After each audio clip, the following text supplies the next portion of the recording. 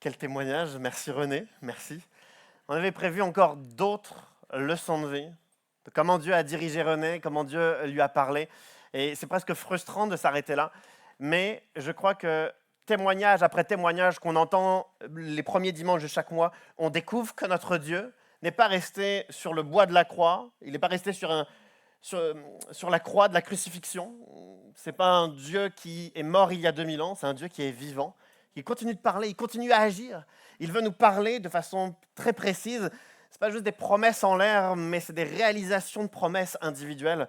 Et donc, ça m'encourage, ça doit nous encourager à vivre ces réalités, n'est-ce pas? On vient d'entendre l'histoire de René, et j'aimerais qu'on découvre l'histoire d'un homme de la Bible qui, lui aussi, a une rencontre toute spécifique avec Jésus. J'aimerais qu'on la découvre ensemble. Cette histoire est si simple, mais derrière cette simplicité, il y a un message fort. J'aimerais qu'on lise ensemble, c'est dans l'Évangile selon Luc, dans la Bible, au chapitre 5. Voici ce que le texte nous dit. Après cela, Jésus sortit et il vit un collecteur d'impôts du nom de Lévi assis au bureau des taxes. Il lui dit « Suis-moi ». Et laissant tout, il se leva et le suivit. Lévi lui offrit un grand festin dans sa maison et beaucoup de collecteurs d'impôts et d'autres personnes étaient à table avec eux. Et on fait une petite pause ici. Le texte qu'on vient de lire, je vous l'ai dit, c'est le texte certainement le plus simple. Jésus rencontre Lévi, il lui dit « Suis-moi » et il le suit. Puis après, ils mangent ensemble. C'est vraiment le texte le plus simple qu'on pouvait lire ce matin. Et pourtant, derrière cette simplicité, il y a un message qui est tellement fort. On nous parle de deux personnes, Lévi et Jésus. Et non, on ne le sait pas parce qu'on est 2000 ans plus tard. Mais il y a 2000 ans, le fait que Jésus adresse la parole à Lévi, c'est scandaleux, peut-être même révolutionnaire. Lévi n'est pas n'importe qui. Le texte nous dit c'est un publicain, un collecteur d'impôts. Il est sur le lieu de péage. Puisqu'il est collecteur d'impôts, il a une étiquette sur son front, pas physiquement, mais il a une étiquette sur le front. Et donc tout le monde, quand on voit un collecteur d'impôts, quand on voit Lévi, tout le monde pense quelque chose. Je fais une petite parenthèse. Ceux qui étaient là à la formation le mois dernier, vous savez ce qu'on doit voir sur l'étiquette d'un collecteur d'impôts. C'est bien, vous avez participé à la formation. Je referme la petite parenthèse. Quand on voit un collecteur d'impôts, on voit deux choses. On voit un traître. Puisque les collecteurs d'impôts ne collectent pas les impôts pour refaire les trottoirs de la ville ou que l'école soit gratuite ou que l'hôpital soit pas trop cher. Non, ils collectent des impôts pour l'Empire romain, pour l'ennemi, pour l'envahisseur, pour celui qui est au-dessus des Juifs. Et donc, ils collectent les impôts pour les méchants de l'histoire, d'après la vision juive. Et donc, ils sont perçus comme des collaborateurs de l'Empire romain, comme des traîtres. Ça, c'est une chose. Deuxième chose, étonnamment, tous les collecteurs d'impôts sont riches. Pourquoi? C'est étonnant. Alors, je ne parle pas de nos collecteurs d'impôts actuels, attention, hein. Pas du tout, je parle de ceux-là. Les collecteurs d'impôts d'il y a 2000 ans étaient riches, parmi les plus riches de la région. Pourquoi? Parce que le pourcentage de taxes était un peu plus élevé. Je n'ai aucune idée des chiffres, je ne me suis pas renseigné, mais s'il y avait 10% de taxes, ils mettaient 12 ou 13 pour eux, les intermédiaires. Alors, attendez, s'ils doivent reconstruire leur maison, ils vont peut-être mettre 15%, puis s'il y a un bateau à acheter, peut-être 17%. Ils augmentaient les taxes pour eux et tous les intermédiaires, mais eux étaient particulièrement riches, contrairement à la population. Ça veut dire qu'ils s'enrichissaient sur le dos de leurs frères, de leur propre peuple. Et donc, ils étaient perçus comme des voleurs. Collaborateurs, traîtres, voleurs. Voilà comment les collecteurs d'impôts étaient perçus. Personne ne leur parlait. On les rejetait, on les méprisait. Ils étaient exclus socialement. Tellement méprisés qu'il y a une insulte populaire et grave. Enfin, toutes les insultes sont graves, mais là, c'était une insulte particulièrement importante. On insultait les gens de péagers ou de collecteurs d'impôts ou de publicains. On utilisait leur fonction pour insulter les gens tellement leur fonction était méprisable. À une époque où les collecteurs sont perçus comme des voleurs, des traîtres, des collaborateurs qu'on rejette, qu'on méprise, Jésus arrive, il voit Lévi, il lui parle et lui dit « Suis-moi ».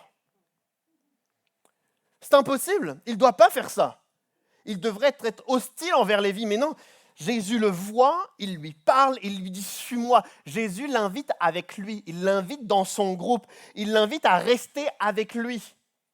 Ça nous parle d'une démarche d'amour de Jésus pour Lévi. Ça nous parle fortement de l'amour de Jésus pour nous. Mais quand je dis que ça parle d'amour, on pense comprendre ce que c'est l'amour, mais je ne crois pas. L'amour, de ma propre perspective, quelquefois l'amour elle est là, puis quelquefois l'amour elle disparaît.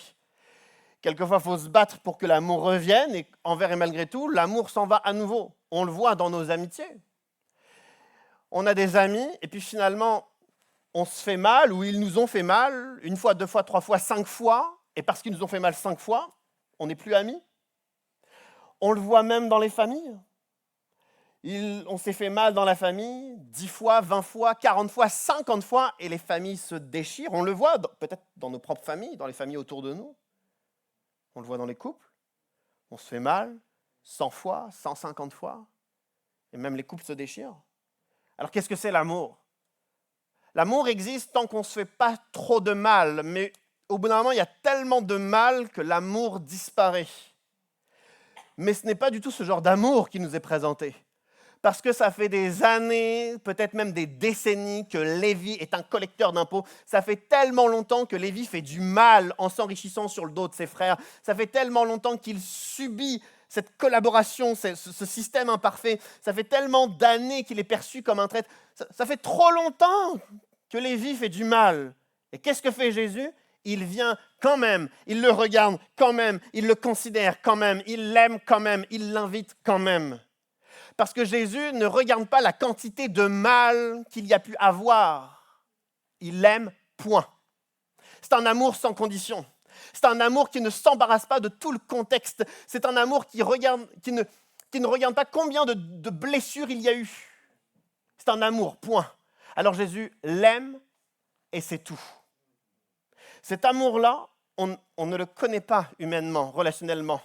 Même si avec votre épouse, j'imagine que vous avez dit que vous alliez vous aimer pour toujours. Même cet amour-là est inférieur à l'amour de Dieu pour nous.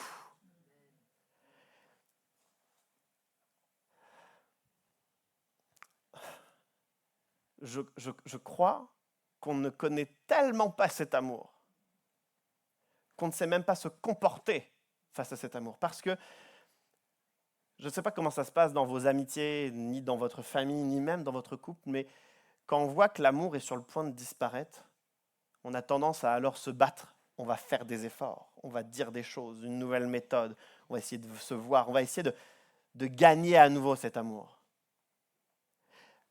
Comment on gagne l'amour de Dieu si cet amour est toujours là? Si cet amour ne disparaît jamais, comment on gagne l'amour de Dieu? Parce que je crois que j'ai gagné l'amour de mon épouse, j'espère encore le gagner. Quelquefois dans ma propre famille, on doit faire des efforts vis-à-vis de moi et je fais des efforts vis-à-vis des autres. Dans mes relations amicales, je fais des efforts et on fait des efforts vis-à-vis de moi. Mais est-ce que je dois faire des efforts pour gagner l'amour de Dieu? Non, il m'aime quoi qu'il arrive tout le temps. Alors, je ne sais même pas comment je dois me comporter parce que quoi que je fasse, il a choisi de m'aimer. Il a choisi de t'aimer. Il n'a pas choisi de disparaître, de partir à la moindre occasion, dès que c'est difficile, dès qu'on ne fait pas ce qu'il veut, dès qu'on fait quelque chose de mal ou dès qu'on subit quelque chose de trop lourd, de trop complexe. Dieu ne disparaît pas. Il a choisi de rester, quoi qu'il arrive, de nous aimer, de nous considérer. Même dans 1 an, dans 10 ans, dans 50 ans, peu importe notre vie, il a choisi de nous aimer et de rester là.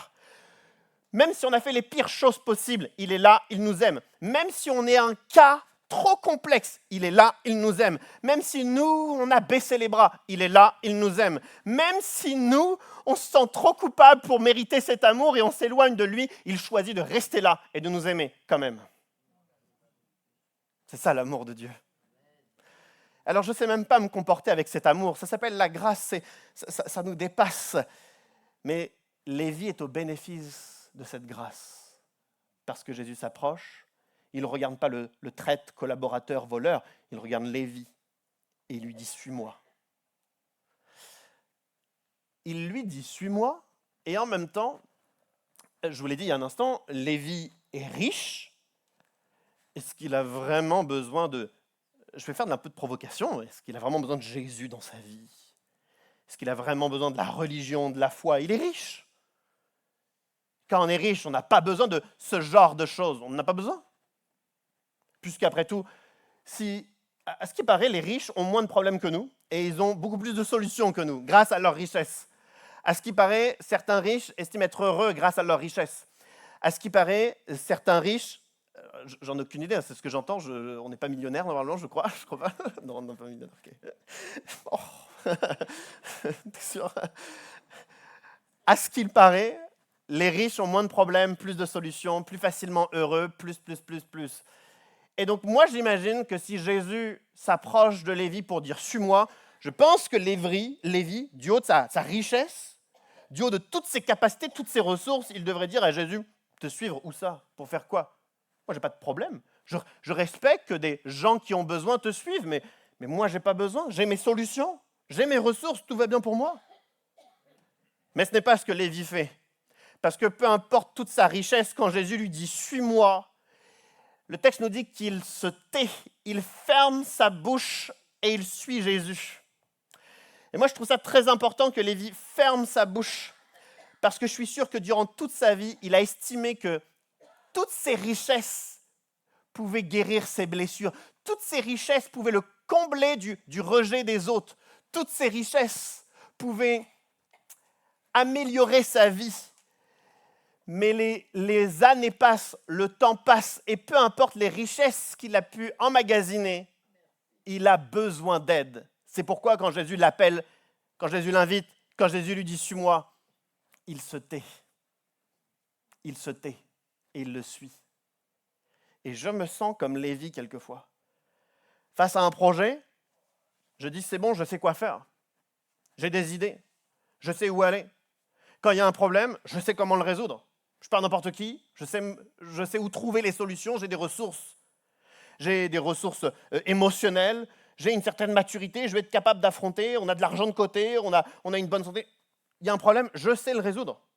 Et combien même le problème serait important, la nature humaine, lorsqu'elle fait face à un problème trop important, on tente de l'atténuer de façon éphémère en consommant des choses. Alors, je vais surconsommer des écrans parce que ça va me permettre de penser à autre chose.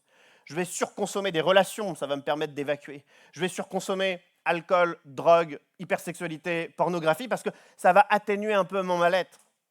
Alors, soit je sais que j'ai toutes les solutions, soit je me rends compte que je n'ai pas les solutions, alors je vais consommer des choses qui vont apaiser tout ça. Mais je crois qu'on doit prendre conscience que toutes ces tentatives ne fonctionnent pas. Lévi, au sommet de sa richesse. Lorsque Jésus lui dit « suis-moi », il se tait parce qu'il se rend compte que ni sa richesse, ni les distractions, ni les consommations, ni toutes ses ressources ne fonctionnent pour lui. Il a besoin d'aide. Est-ce qu'on se rend compte que toutes nos forces, toutes nos ressources ne suffisent pas pour qu'on puisse s'en sortir? Est-ce qu'on se rend compte que tout ce qu'on consomme, tout ce qui nous distrait pour apaiser notre quotidien, ne résout pas notre quotidien?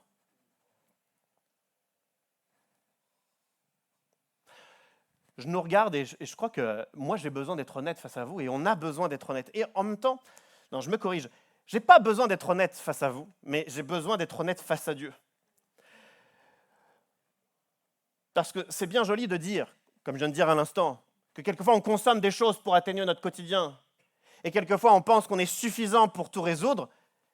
C'est facile à dire. Et puis là, je pourrais vous regarder, un grand sourire jusqu'aux oreilles en disant « c'est facile, c'est facile ».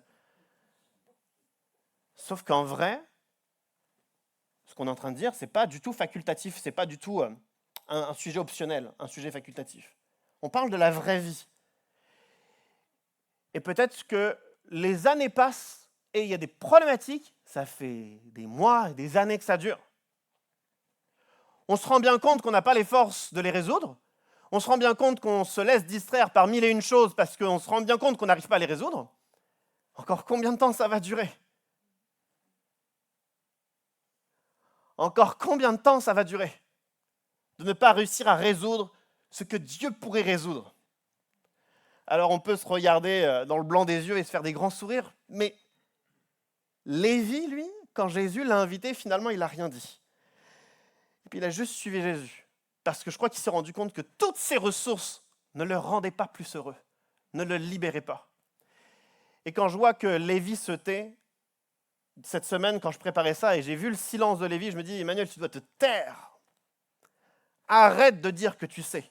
Arrête de dire que tu vas t'en sortir. Arrête de dire que tu connais les solutions. Arrête de dire que tu es suffisamment fort. Arrête de dire que ça va fonctionner. Arrête de dire qu'avec le temps, ça va passer. Arrête, dis que tu as besoin d'aide. Et je crois que, pas forcément entre vous, pas face à moi, mais je crois que face à Dieu, on doit oser lui dire, j'ai besoin d'aide. Je ne veux pas passer une semaine de plus, un mois de plus, mais j'ai besoin d'aide. On doit passer à une autre étape. N'est-ce pas? Alors, Lévi, malgré toute sa richesse, lorsque Jésus lui dit « Suis-moi », il se tait et il suit Jésus. Et en même temps, j'ai essayé d'imaginer une scène, justement cette semaine en préparant, j'ai essayé d'imaginer une scène. Il y a Lévi qui arrive parmi les 12 disciples. Donc il y a Jésus avec ses 12 disciples. Imaginez-vous, vous êtes un des 12 disciples. Qui est-ce que Jésus ramène? Ça doit être quelqu'un de brillant, n'est-ce pas?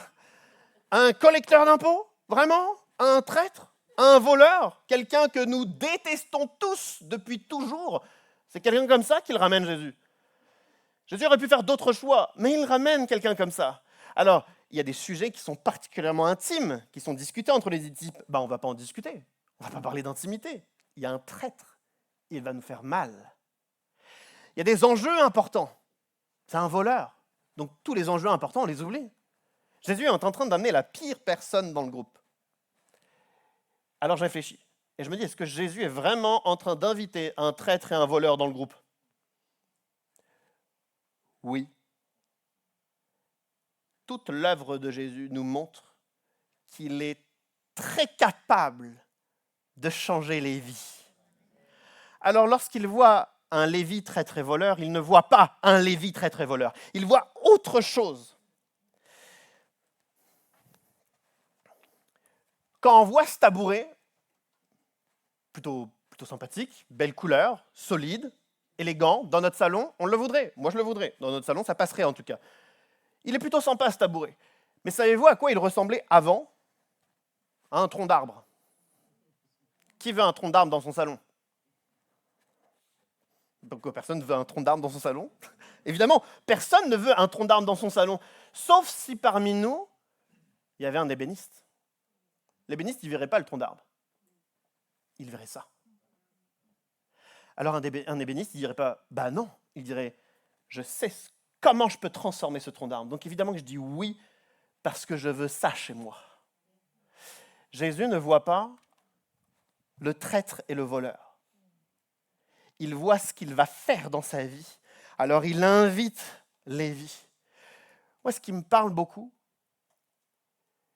c'est que Jésus est sûr et certain de lui.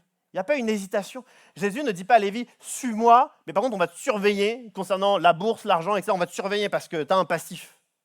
Jésus ne dit pas, suis-moi, mais avant, ça serait bien que tu demandes pardon à tous ceux que tu as blessés, et là, tu pourras nous suivre. Jésus ne dit pas « suis-moi », mais par contre, il faut que tu sois clair sur ta relation avec l'Empire romain, avec les autorités romaines, il faut que tu sois clair. Jésus dit juste « suis-moi ».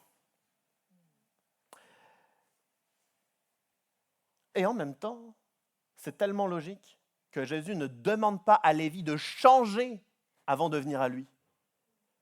Comme l'ébéniste. Il ne demande pas que le tronc d'arbre soit livré en tabouret pour le transformer en tabouret. Ça n'a pas de sens. Et nous voyons nos combats, nos faiblesses, on voit nos défis, on voit nos projets. Tout cela n'est pas un seul instant un problème pour Jésus. C'est un problème pour nous. On est noyé quelquefois, on est perdu quelquefois dans tout cela. On manque de force, on est sur le point de s'écrouler. Mais est-ce un problème pour Jésus? Pas un seul instant. Il est capable de nous accueillir. Il est capable de nous transformer. Il peut nous dire à chacun d'entre nous, suis-moi, sans aucune hésitation, parce qu'il sait qu'à ses côtés, on va changer. Il ne faut pas changer avant. Enfin, vous pouvez essayer, mais moi j'ai essayé, c'est trop difficile. Mais à ses côtés, il y a une transformation qui est possible. Je crois même que quand on se rend compte que notre situation est trop lourde, trop désespérante, Jésus a beau nous dire « suis-moi », on refusera. Parce que j'ai vécu trop d'échecs, parce que j'ai trop mal, parce que j'y crois pas. Alors Jésus nous invite, il nous dit « suis-moi ». Jésus est sûr et certain qu'il peut nous changer, mais nous, on n'est pas sûr et certain. Alors nous disons non. J'aimerais qu'on fasse confiance à Jésus plus qu'à nous-mêmes. Jésus peut nous redonner des forces. Jésus peut accomplir ses promesses. La question n'est pas est-ce que nous on y croit. La question c'est est-ce que Jésus y croit vraiment? Est-ce que Jésus est vraiment sûr et certain de lui? Je veux dire, est-ce qu'il est vraiment sûr de m'inviter moi? Parce que moi je ne suis pas une bonne personne, moi je suis un fardeau pour lui. Moi, je vais être un boulet, moi, je vais échouer, moi, je ne vais pas être fidèle, moi, je vais rompre mes engagements, moi, je vais me distraire par mille et une choses mauvaises, malsaines, moi, je suis toxique. Est-ce que vraiment tu veux m'inviter dans ton groupe, Jésus? Et Jésus, sans aucune hésitation, va voir les Lévites, il va voir chacun d'entre nous, et il nous dit, suis-moi, point à la ligne, suis-moi, juste suis-moi. Alors même si nous doutons, lui, Jésus ne doute pas. Faisons-lui confiance. Alors que Lévi organise un festin avec Jésus, ses disciples, d'autres collecteurs d'impôts. Ils organisent un festin. Je trouve ça extraordinaire, le fait qu'il vient de s'accrocher à Jésus, tout de suite il organise un festin. Le texte se poursuit parce que tout le monde n'est pas d'accord avec ce festin. Voici ce que le texte nous dit, ce sont les versets qui suivent. Les pharisiens et les spécialistes de la loi murmurèrent et dirent à ses disciples, « Pourquoi mangez-vous et buvez-vous avec les collecteurs d'impôts et les pécheurs ?» Jésus prit la parole et leur dit, « Ce ne sont pas les gens en bonne santé qui ont besoin de médecins, mais les malades. Je ne suis pas venu appeler des justes, mais des pécheurs à changer d'attitude. » Les pharisiens et les scribes, les pharisiens sont une caste religieuse. Ils observent la scène et ils ne comprennent pas pourquoi Jésus mange avec ses disciples, mais surtout avec les collecteurs d'impôts. Ceux qu'on n'aime pas, ceux qui ont une mauvaise vie, les pécheurs, les mauvaises personnes. Comment Jésus ose manger avec eux? Parce que eux, les pharisiens, est-ce qu'ils mangeraient avec des collecteurs d'impôts? Absolument pas. Ils vont prendre leur distance, vraiment des grandes distances avec les collecteurs d'impôts. Les pharisiens ont un raisonnement qui a un peu de logique, j'aimerais nous le partager. Je vais l'imager, je vais être dans la paraphrase énorme, mais peu importe. Imaginez que demain matin, vous vous réveillez en colère et que votre épouse vous demande pourquoi vous êtes en colère. Et vous réfléchissez, vous dites, c'est le voisin. Hier, ce que le voisin a fait, ce que le voisin a dit, c'est pour ça que ce matin, je me réveille, je suis en colère. Alors, réunion de famille, on décide, le voisin est infréquentable, on va prendre notre distance avec les voisins. Le lendemain, vous vous réveillez, vous êtes encore en colère. Et vous réfléchissez pourquoi?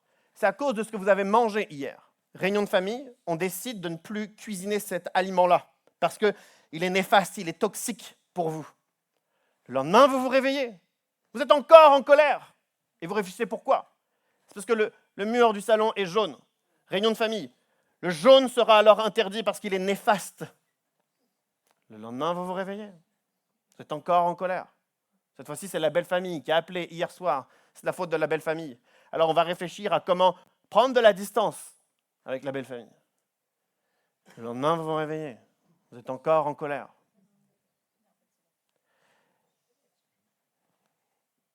Jour après jour, il y a une colère. C'est vrai qu'il y a peut-être tout un tas d'éléments qui nous poussent à être en colère. Alors, on va mettre tout un tas de règles pour repousser ce qui nous met en colère. Alors les pharisiens, décennie après décennie, ils étaient très suivis par le peuple d'ailleurs, ils vont ajouter des règles. Sur tout ce qui est possible de rajouter des règles, ils ont rajouté des règles. Sur ce qu'on doit voir, pas voir, regarder, pas regarder, fréquenter, pas fréquenter. des règles sur tout. Et vous savez ce qui se passe, même si on respecte toutes les règles? Eh bien, le lendemain, on se réveille.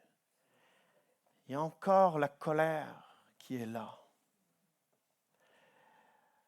Peut-être que vous l'avez déjà dit à quelqu'un, mais je vais le dire.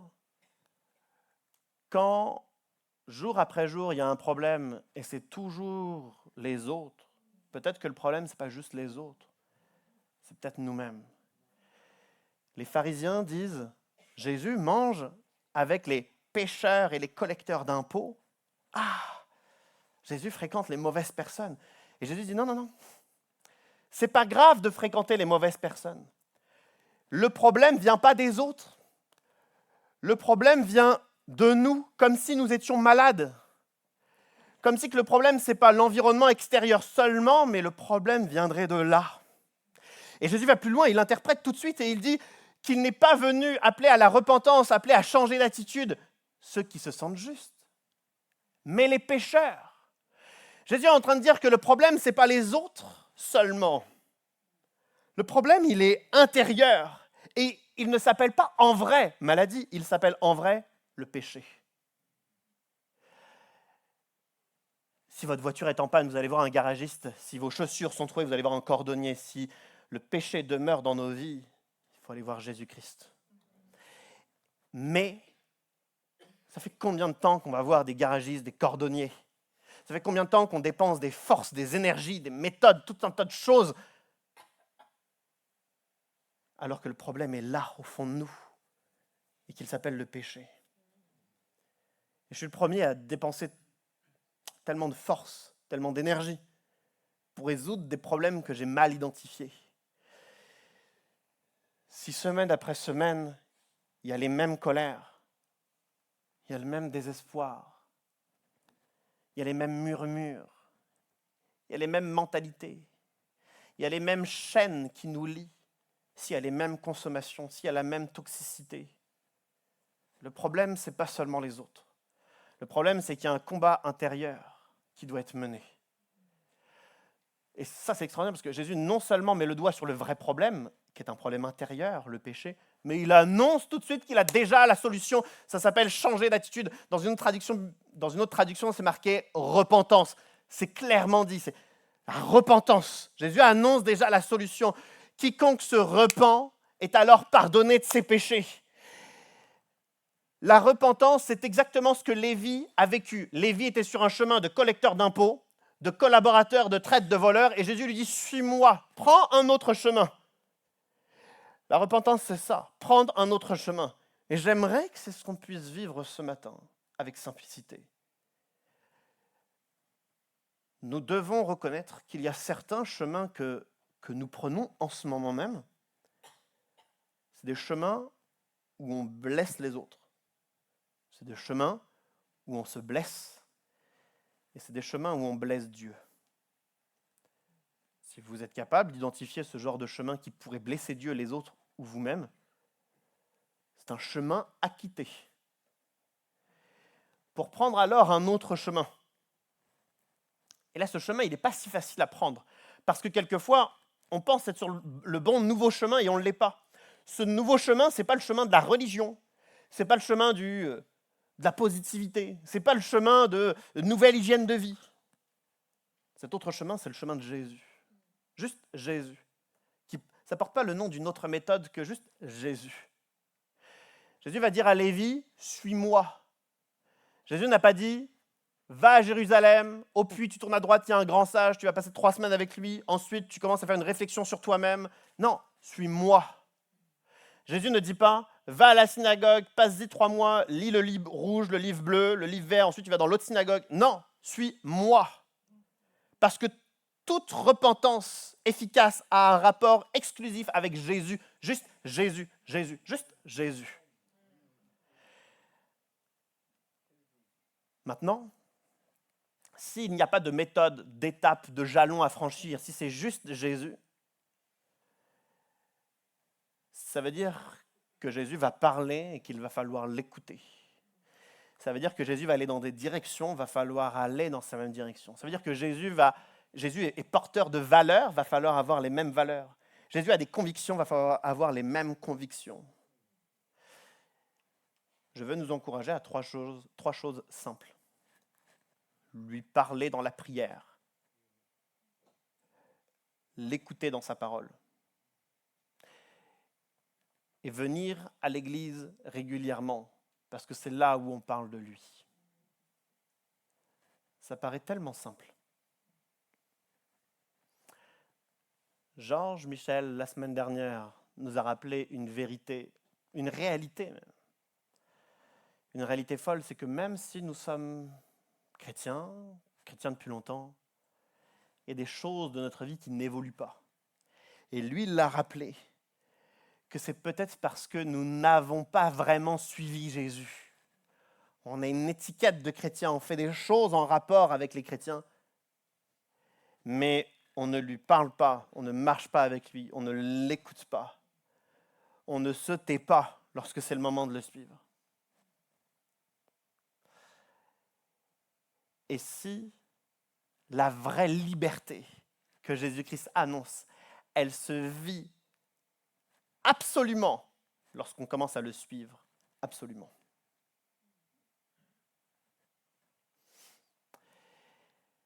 Je demande à l'équipe de louange de venir. On va rechanter le dernier chant, Océan.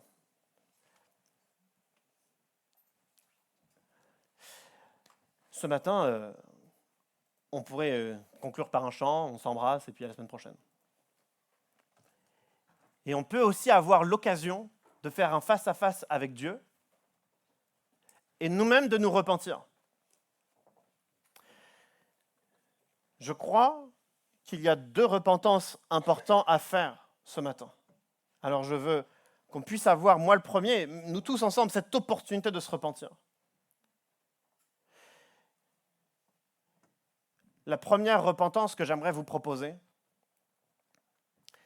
c'est parce qu'il y a des sujets depuis peut-être longtemps, ils stagnent dans votre vie.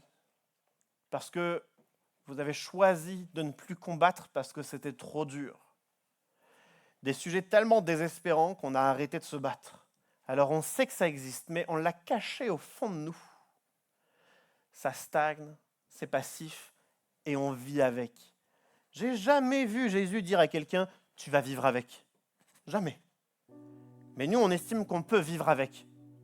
En plus, ça ne se voit pas trop. Et quand quelqu'un le voit, on dit « c'est notre personnalité ». Ça n'existe pas devant Dieu. Jésus-Christ nous appelle à une pleine liberté. Alors que ceux et celles qui se sentent interpellés, vivons ce moment à 100%. Une deuxième repentance que je souhaiterais proposer. Certains d'entre nous, on a subi des choses, injustement.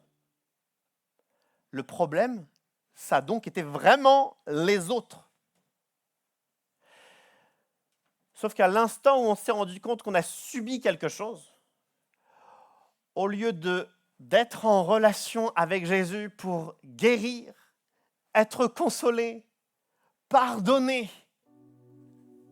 on a choisi le non-pardon. Parce que cracher le venin, ça paraît tellement plus satisfaisant que de relâcher le pardon. Alors à tous ceux et toutes celles qui n'ont pas vécu le pardon qu'ils sont appelés à vivre, même si initialement vous n'étiez pas coupable, je le sais bien, Dieu le sait bien, vous le savez bien, je crois qu'on est appelé à pardonner. Alors que vous puissiez aussi vous sentir concerné. J'aimerais qu'on vive un temps tous ensemble. Alors on va tous se mettre debout. On va tous se mettre debout. L'équipe de louange va commencer à jouer. Et puis on va juste vivre un temps de face à face avec Dieu.